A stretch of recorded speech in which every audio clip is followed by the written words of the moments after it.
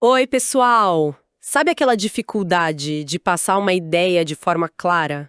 Seja, sei lá, tentando contar exatamente o que alguém falou ou explicando algo bem técnico. Sim. É um desafio constante, né? Pois é, e hoje a gente vai mergulhar nos materiais que falam justamente disso. Como a gente reproduz a fala dos outros, os perigos da ambiguidade e umas dicas para textos mais técnicos, profissionais. Boa. A ideia então é extrair o ouro dali para nossa comunicação ficar mais afiada. Exato. Vamos começar por essa coisa de contar o que os outros disseram. Tem o discurso direto, né? Que é aquela tentativa de ser uma cópia fiel, literal mesmo. Isso, usando a primeira pessoa, tipo eu, nós. Perfeito. E a formatação é bem característica. Verbo de elocução, tipo disse, falou, dois pontos, aí muda de parágrafo, travessão. Como naquele exemplo. Matilda me advertiu. Temos que falar seriamente. Fica bem marcado, né? Dá a sensação de ouvir a pessoa. Sim. E aí tem o oposto, o discurso indireto. Nele, quem está contando adapta a fala para o próprio texto. Aí já vai para a terceira pessoa, ele, ela, eles. E a estrutura muda. Muda. Geralmente vem o verbo de elocução e logo depois um que ou se, sabe? E não tem essa quebra de parágrafo, a fala meio que se mistura no texto. O mesmo exemplo ficaria tipo: Matilda me advertiu de que precisaríamos falar seriamente. Bem mais integrado à narrativa. E esses verbos que a gente usa para introduzir a fala, os verbos descende, eles podem dar um tom diferente, né? Gritar, esclarecer, perguntar, dá uma nuance. Total. E a escolha entre um e outro tem implicações, né? Não é só estilo. Com certeza não é só estilo. O discurso direto, ele busca um efeito de autenticidade, sabe? De estar repetindo fielmente o que foi dito. Embora, claro, seja sempre uma interpretação, né? Uhum. As fontes que a gente viu mostram que isso é bem comum no direito, por exemplo. Para dar mais peso, mais autoridade à fonte que está sendo citada ali textualmente. Faz sentido. E o indireto? Já o indireto, ele parece focar mais em integrar a informação no texto do autor. É como se o autor tivesse mais controle, selecionando o conteúdo principal. É mais comum, por exemplo, em áreas como a psicologia. Mostra um gerenciamento diferente da voz, da autoridade no texto. Nossa, interessante. Isso quer dizer que o jeito de citar já manda uma mensagem sobre como você se relaciona com aquela fonte. E, tecnicamente, para fazer essa mudança de um para o outro, tem que ter cuidado, né? Exige atenção sim. Não é automático. Quando você passa do direto para o indireto, os tempos verbais costumam mudar. Por exemplo, se alguém disse não bebo, no indireto fica algo como afirmou que não bebia. O presente vira pretérito imperfeito. Entendi. E não só isso. Pronomes também mudam, possessivos, advérbios de tempo, de lugar. Aquele amanhã no discurso direto vira no dia seguinte no indireto. Aqui vira ali. Certo. É uma adaptação completa. Exato. E claro, se for num trabalho acadêmico, tem que seguir as normas, né? Tipo a BNT aqui no Brasil. Citação direta curta vai entre aspas. Se for longa, mais de 3 linhas, aí tem recuo, fonte menor. E sempre indicar a página, se tiver. Fundamental.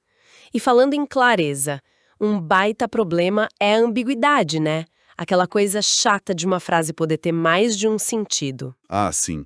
Um vício de linguagem clássico que prejudica muito a objetividade. E ela pode vir de vários jeitos. Às vezes é uma palavra só, né? A tal da ambiguidade lexical. Tipo, estava muito perto do banco. Banco de sentar, banco de dinheiro.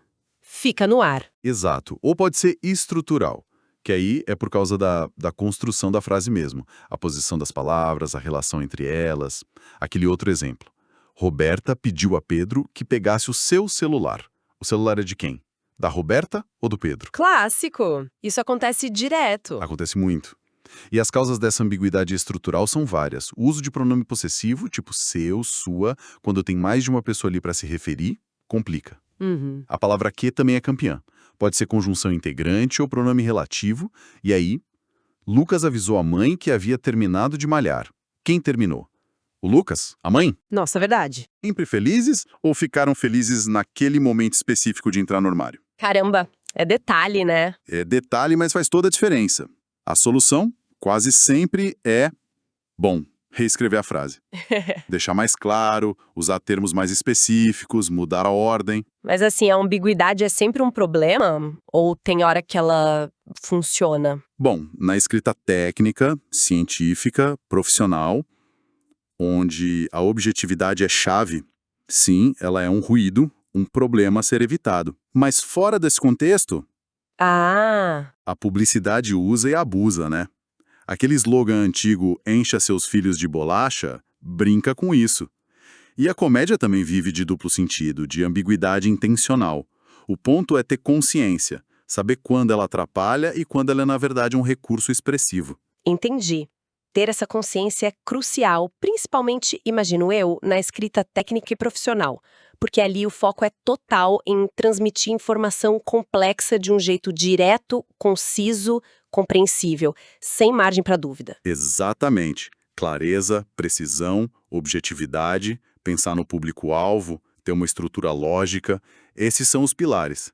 E para alcançar isso, as fontes dão umas dicas bem práticas. Tipo, Bom, primeiro pesquisar a fundo, né? Entender bem o assunto, usar fontes confiáveis, depois estruturar bem o texto, fazer um esboço, usar títulos, subtítulos, listas, parágrafos mais curtos para facilitar a leitura. visualmente ajuda muito.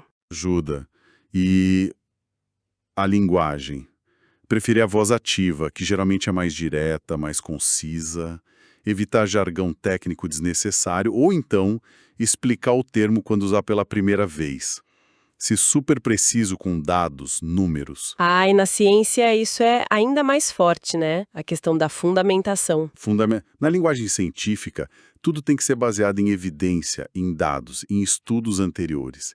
E citar as fontes corretamente é parte disso. Por exemplo, se você vai falar da prevalência de diabetes, tem que citar a fonte tipo o Atlas da IDF, Federação Internacional de Diabetes. Certo. E recursos visuais? Importantíssimos. Gráficos e tabelas para apresentar dados numéricos de forma clara, diagramas para explicar processos, fluxos. Isso ajuda demais a compreensão. E, claro, revisar. Revisar muito. A etapa final que ninguém gosta, mas é essencial. Ah, pois é. Verificar a gramática, a ortografia, mas também a coerência do texto, a consistência das informações e manter o conteúdo atualizado, né?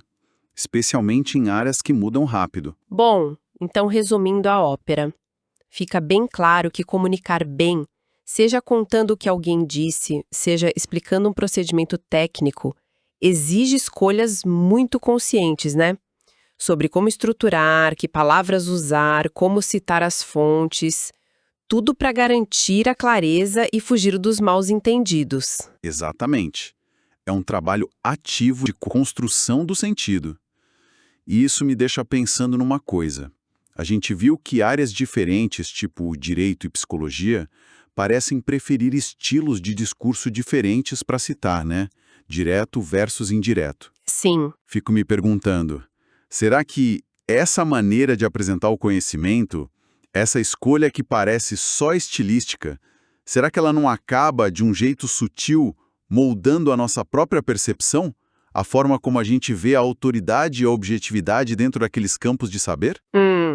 uma boa reflexão. Como a forma não é só forma, né? Ela também constrói significado. Exato. Fica aí para a gente pensar como o estilo da citação pode influenciar a recepção do conteúdo.